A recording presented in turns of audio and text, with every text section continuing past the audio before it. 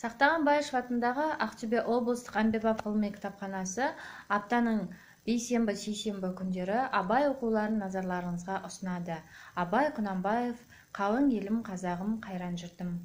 Қалың елім қазағым қайран жұртым, ұстарасыз аузыңа түсті мұртың, жақсы менен жаманды айырмадың, бірі қан, бірі май боп енді екі ұртың. Бет бергенде шырайың сондай жақсы, қайдан ғана бұзылды сатша сыртың. Ұқпайсың өз сөзіңнен басқа сөзді, аузыменен орақ орған өңкей қыртың.